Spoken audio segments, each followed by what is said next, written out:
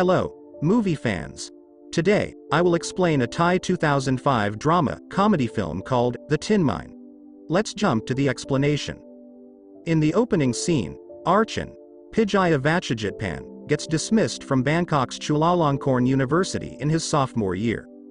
The story, which is set in 1950 and is based on a collection of autobiographical short tales by Archon Panjabhan.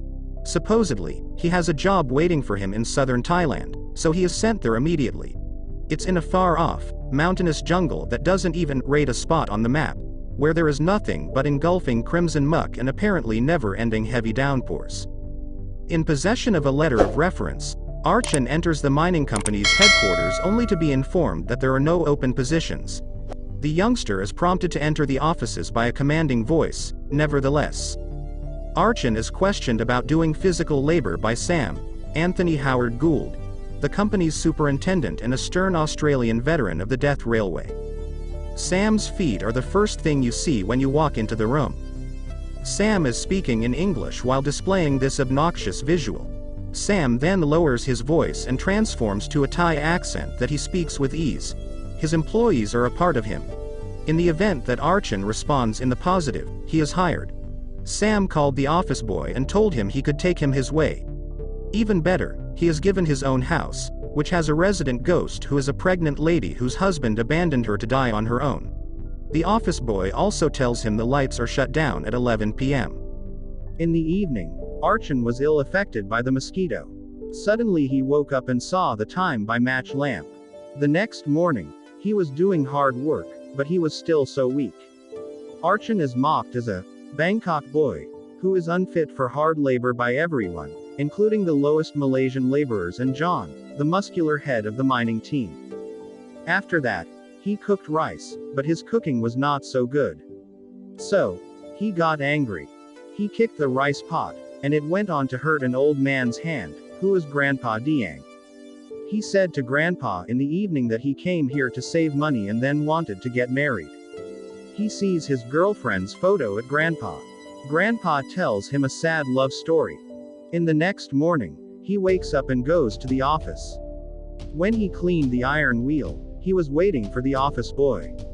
Because the office boy went to receive mail in town, he asked the reception man why the office boy had not come in a long time. Suddenly, Sam's colleague comes there and Archon was waiting for his girlfriend's letter. We see Archie was worried about the office assistant, because he was old and he received that letter at 50-kilometer distance. In a sudden time, the office boy came tiredly and told Archon that there was no mail come that day. Everyone laughed at his words except Archon. In the next scene, Archon sees a woman naked, and a pregnant ghost comes beside his bed. He was so afraid, but it was his Oniro. He wakes up from the dream and hears a terrible sound. He saw it was a frog and wanted to go outside, and the frog hit the door. The next morning, he told the story to his colleagues. They confirmed the ghost was their ex-boss's wife. Now, Archon and Sam are visiting for tin mining. When they reached, Archon slept in the factory, and Sam explained every machine's details. Now, Archon will perform the accounting duties of the company. He mistakes English. Sam was helping workers and also helping villagers. Here, the company's main chief engineer is Mr. Tom, who is Sam's younger brother. Here, we see John come there, and he acts like he is the boss.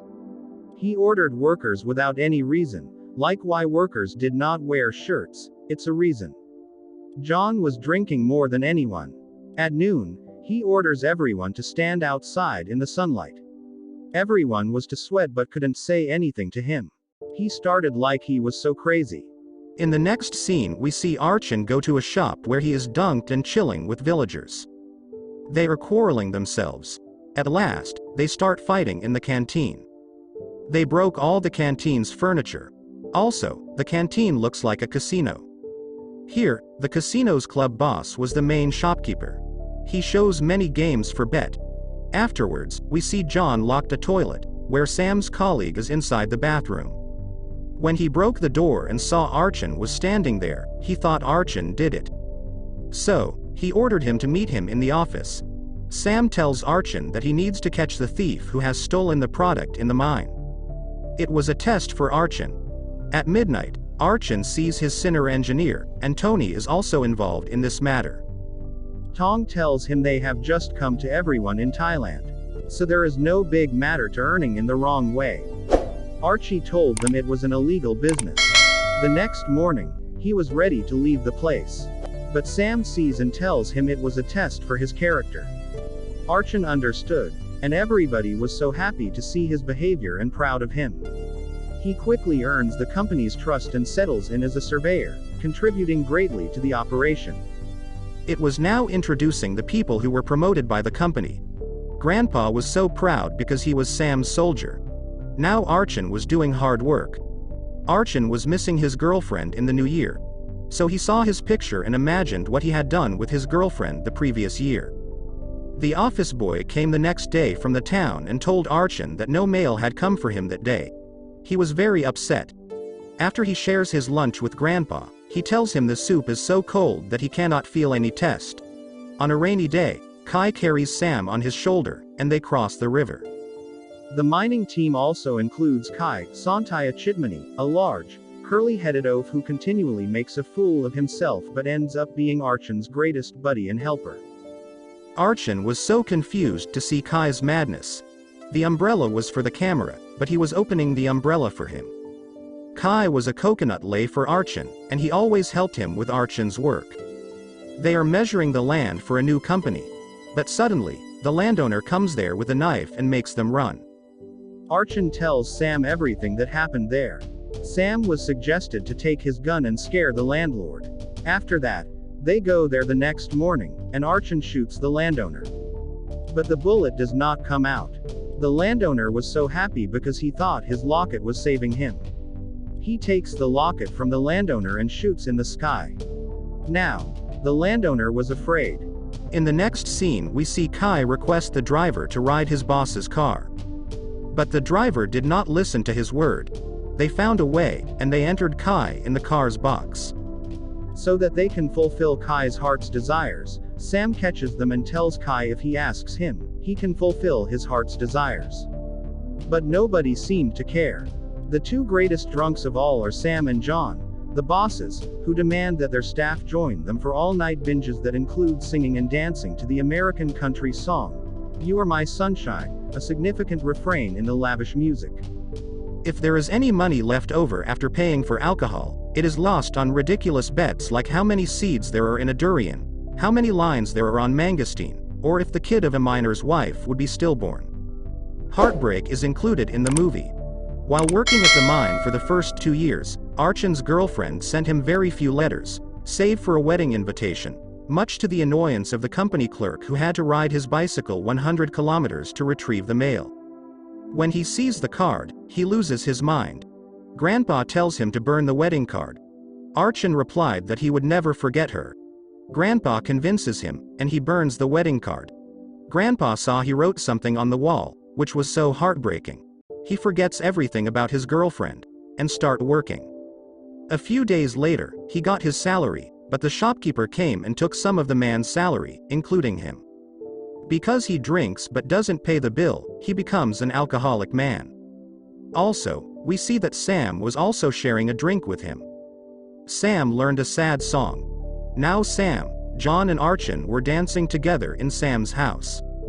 Sam gifts an expensive watch to the watch seller. Sam donates 100 baht to a kid's because he has no clothes. Sam's colleague also joined their team. Sam starts to be speechless with Archon. The next day, Archon came to the office and gave his resignation paper to Sam. But Sam convinces him to stay there. In the evening, they again drunken together, and Sam cut Kai's hair when he was too high. Suddenly, his wife comes home, and everyone runs away from the home. Later, Lai Ad, Donlaya Mudsha, a local girl, becomes Archon's love interest. However, nothing more than a potentially dangerous fall into a river that has been swelled by rain truly happens as a result of this. In the next scene, the shopkeeper feels guilty because he gave the wrong medicine to the local people. The next morning, Lai Ad come to Archon's house because she finds a letter from John, but she doesn't know how to read it. In the next year, the Min was loosed project, so that, to resign. Archon found out the main problem of their project was losing reason. He saw that the map was in the wrong number of directions. He sees it to Sam. The new boss transferred there after John resigned. Suddenly, his compass falls down into the water. The new boss finds out the compass in the water. Nowadays that mining is too profitable. Suddenly, the mining box breaks down. Everyone got upset. A mail comes from the main office to stop their mining. Now, Archon also want to leave the place, so he asks Sam. Sam gives him a plane ticket and some money. When he leaves, he sees Laid standing on the roadside and Kai in there. He sees they are in love. He clicked their photo. The beautiful movie ends here. If you like this, please subscribe to our channel, and thanks for watching. Subscribe to our channel.